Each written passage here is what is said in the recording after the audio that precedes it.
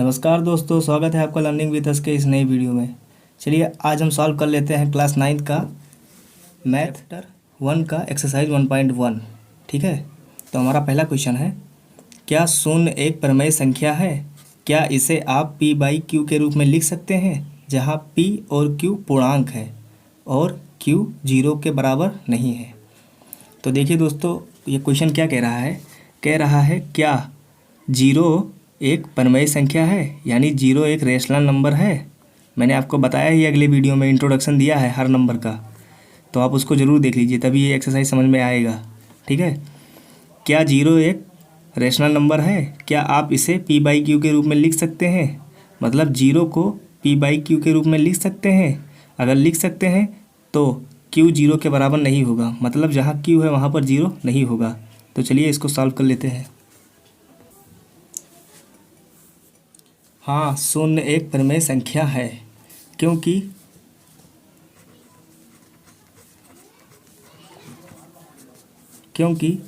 अगर 0 बराबर 0/1 लिख दें या 0/2 लिख दें तो इसका उत्तर क्या आएगा। या मान लीजिए और भी संख्याएं जैसे 0/5, 0/10, मतलब हम 0 के बटे में कुछ भी लिख दें तो वो 0 ही आएगा। ठीक है, तो वो 0 ही आएगा। तो देखिए इसको हम बटे में लिख सकते हैं। तो शून्य एक परिमेय संख्या, यानी जो ये शून्य है ये परिमेय संख्या है और हम इसको बटे में लिख सकते हैं। तो बटे में जो होता है नंबर उसको क्या कहते हैं? रेशनल नंबर, यानी परिमेय संख्या।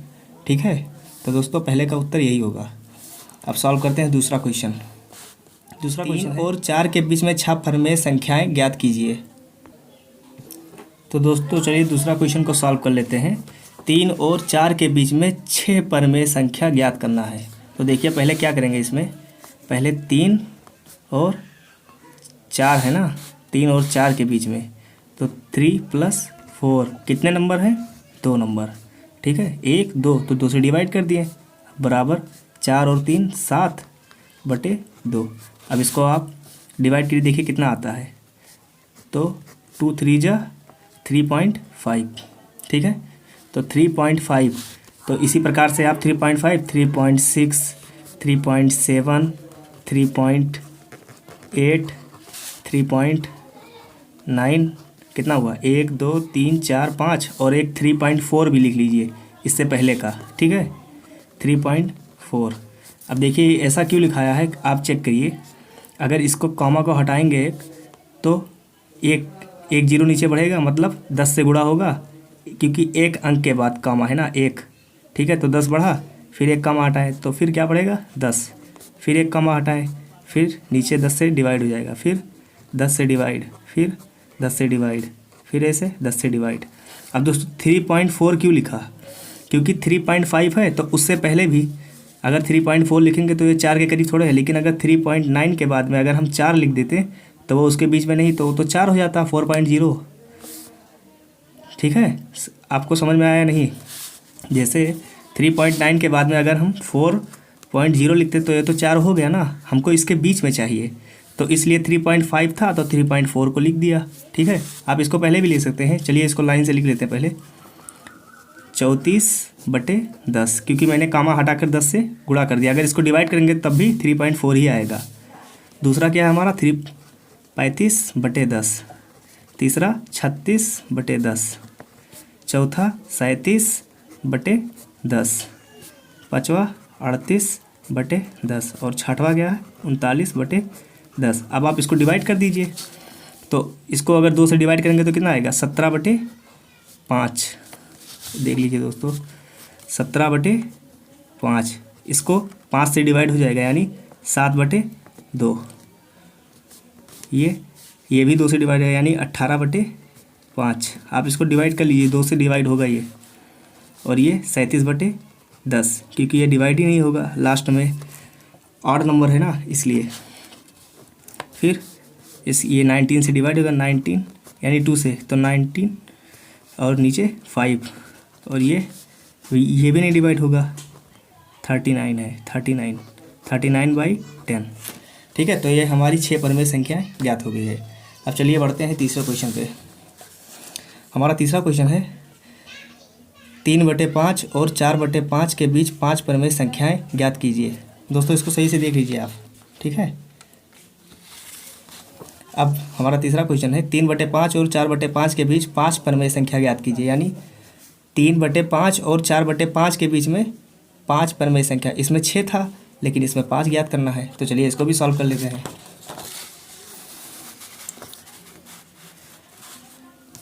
3/5 तीसरा है हमारा, 3/5 और 4/5 के बीच में 5 परिमेय संख्या ज्ञात करना है, ठीक है। अब इसको करने से पहले आप इसको इस तरह से कर लीजिए। 3/5 है तो आप इसको किस तरह लिख सकते हैं, 3/5 और 10 से ऊपर गुणा 10 से नीचे गुणा कर लीजिए, हो गया। क्योंकि अगर 10 कट जाएगा तब भी तो 3/5 ही होगा।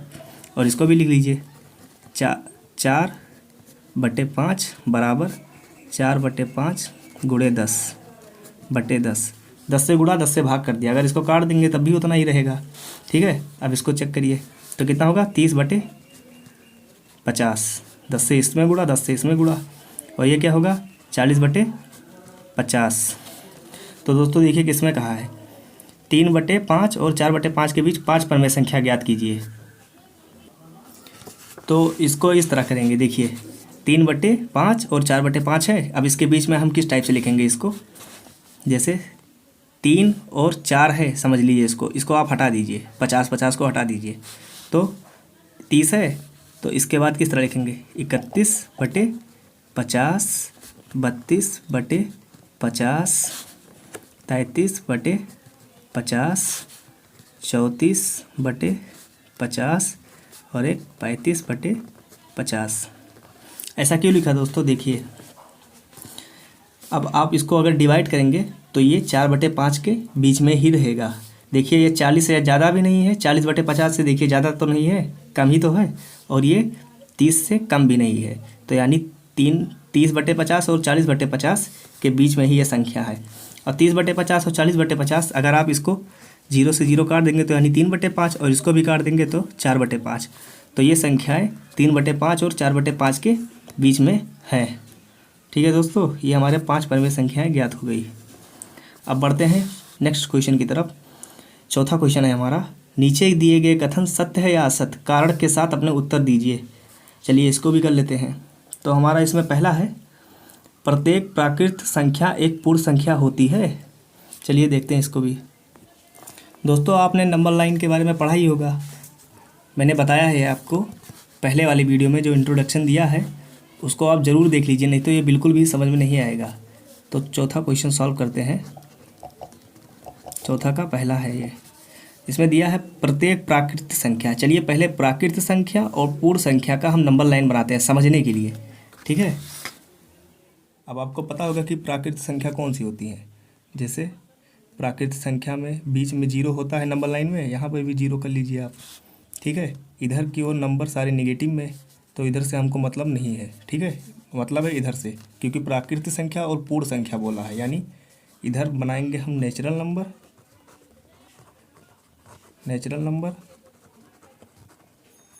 ठीक है। तो नेचुरल नंबर में 1 2 3 4 5 ऐसे बहुत से नंबर, ठीक है। और यहाँ पर बनाएंगे होल नंबर, यानी पूर्ण संख्या, होल नंबर।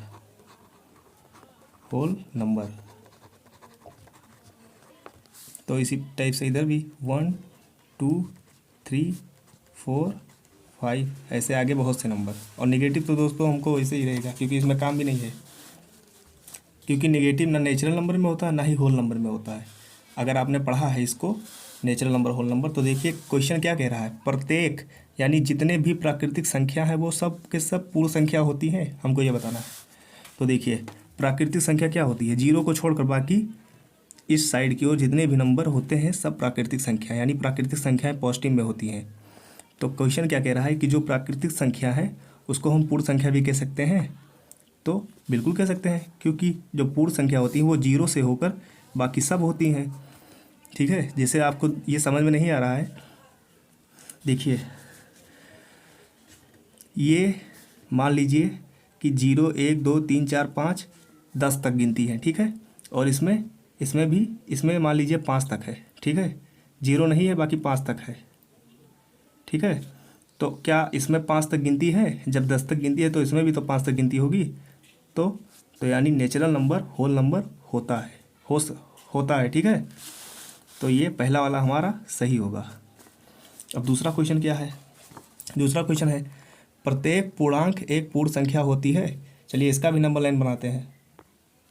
देखिए दोस्तों, ये मान लीजिए हम इधर बना रहे हैं इंटीजर का, यानी पूर्णांक इंटीजर्स, और इधर होल नंबर का पूर्ण संख्या।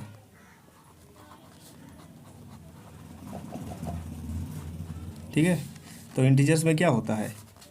इंटीजर्स में क्या होता है मतलब निगेटिव भी नंबर होते हैं इसमें और पॉजिटिव भी।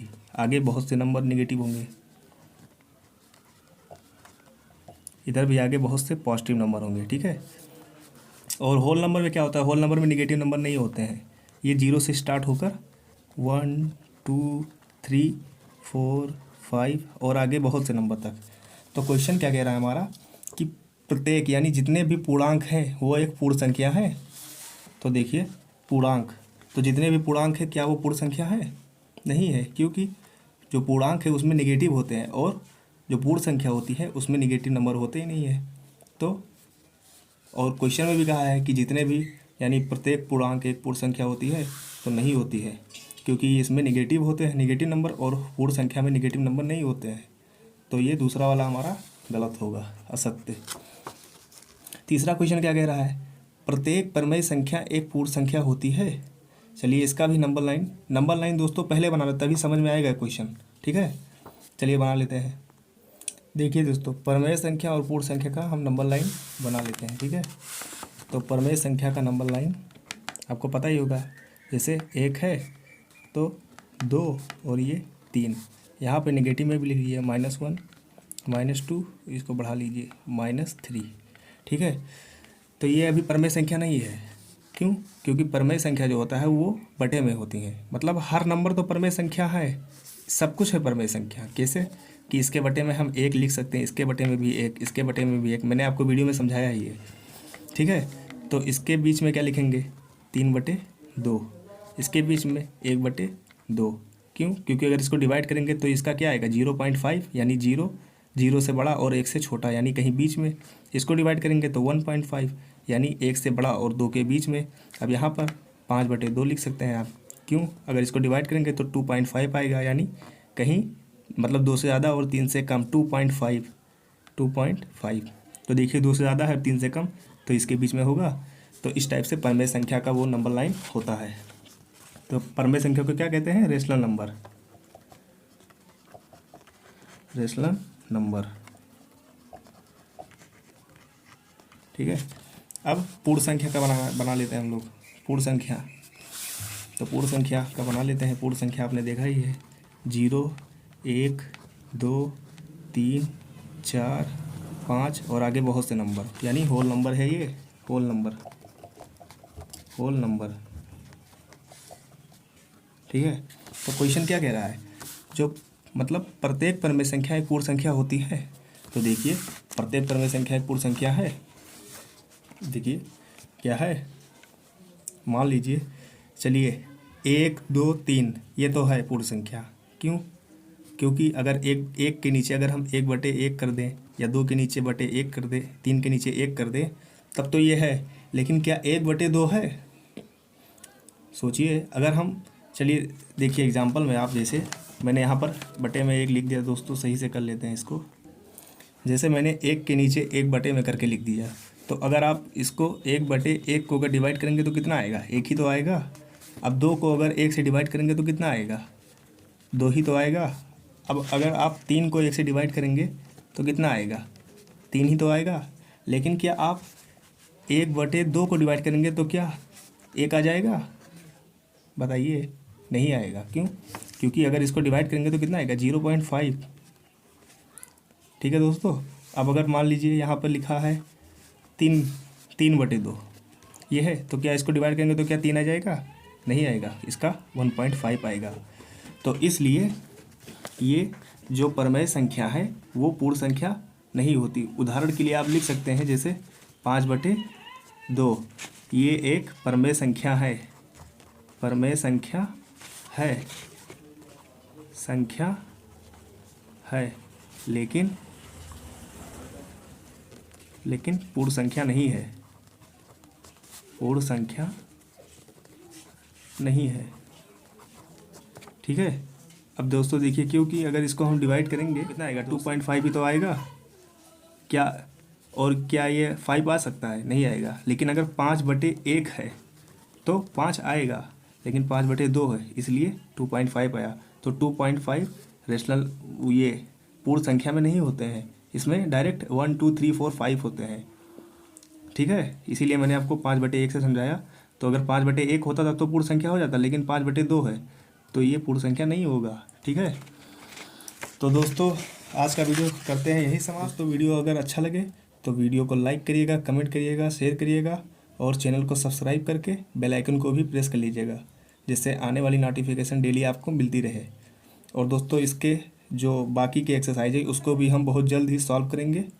ठीक है दोस्तों। और उसके बाद फिर हाई स्कूल का सॉल्व करेंगे, फिर 11th और 12th का भी सॉल्व करेंगे। तो दोस्तों मिलते हैं अगली वीडियो में, तब तक के लिए धन्यवाद।